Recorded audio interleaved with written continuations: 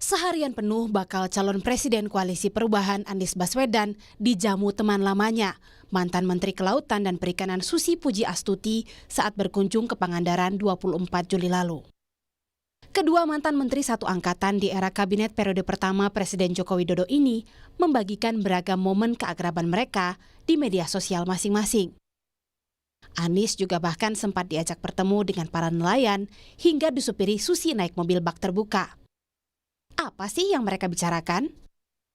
Kita sempat ngobrol banyak hal, saya belajar banyak sekali dari Bu Susi. Soal lingkungan, soal perikanan, maritim, politik juga. Apalagi ya, lengkap lah. Dan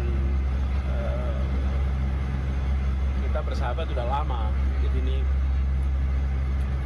sebuah perjumpaan dua sahabat lama yang selama pandemi ini karena beliau banyak di Pangandaran, jadi baru sekarang kita bisa nyambung lagi. Biasanya cuma lewat telepon, kalau telepon panjang, WA.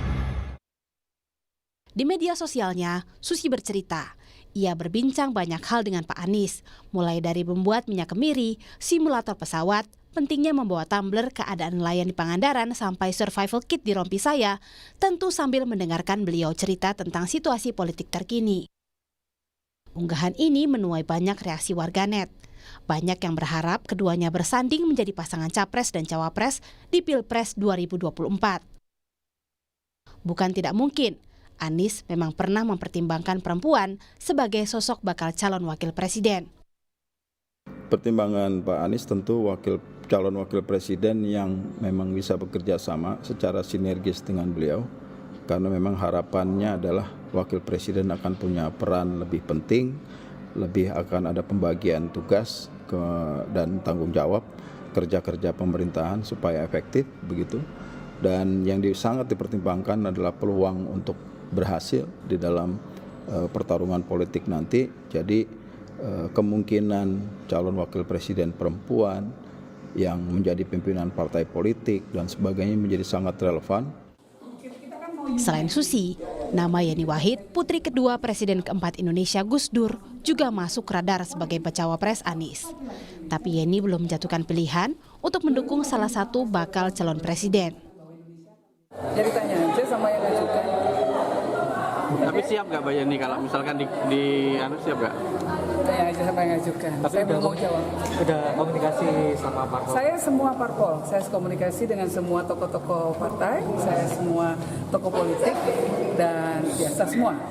Saya komunikasi dengan semua. Dan kami belum memutuskan akan mendukung siapa. Gubernur Jawa Timur Hovifah Indar Parawansa juga menjadi salah satu tokoh perempuan terkuat dalam bursa bakal calon wakil presiden, juga digadang-gadang menjadi salah satu kandidat bacawa pres Anies Baswedan. Namun, Hovifah disebut tak menerima tawaran itu. Tapi ini masyarakat menunggu langkah politik. Opo sih, Rek. Aku ini masih pakai tak kerja sebaik-baiknya. Meski Hovifah irit bicara, langkahnya di Pilpres 2024 juga disorot Ketua Umum PDIP Megawati Soekarno Putri.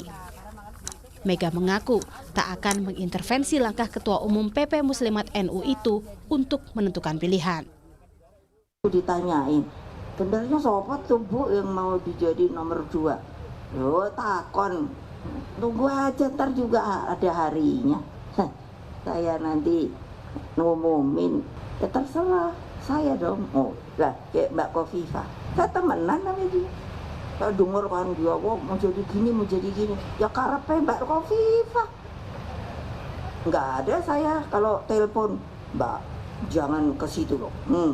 Tanya ayo kalau saya pernah ngomong enggak, ya karepmu mau ke sana boleh, mau ke sini ya boleh, gitu loh. Meski masuk dalam radar, elektabilitas tokoh perempuan sebagai bakal cawapres di berbagai lembaga survei ternyata masih rendah. Hasil survei indikator Juni lalu, Hovifah menjadi perempuan dengan elektabilitas tertinggi di angka 6%. Sementara itu, tokoh lain baik Susi Pujiastuti, Sri Mulyani maupun Puan Maharani hanya di kisaran angka 1 atau di bawah 1%. Siapapun tokohnya, Partai Nasdem menyerahkan pilihan bakal calon wakil presiden kepada Anies Baswedan. Ya kalau soal calon wakil presiden Pak Anies, kan Nasdem dari awal sudah menyerahkan ke Mas Anies siapa calon presiden yang layak dan cocok dalam rangka mendampingi Pak Anies, dan itu kita serahkan sepenuhnya ke Pak Anies. Sementara itu, pengamat politik menilai bakal calon wakil presiden perempuan dinilai akan sangat menguntungkan. Sangat menguntungkan ya. Kenapa yang muncul 3 nama perempuan? Misalkan Bu Hovifah, Bu Yeni Wahid, termasuk Bu Susi. Artinya ya perempuan itu bagaimanapun menjadi magnet. Tadi menjadi pemilih ya setengah lebih ya pemilih kita adalah perempuan. Yang kedua jangan lupa kita punya the power of emak-emak gitu ya. Bahwa emak-emak juga menjadi magnet dan pemilih emak-emak itu lebih loyal. Lebih enak, bisa diatur, bisa dimobilisasi. Kalau laki-laki agak sulit.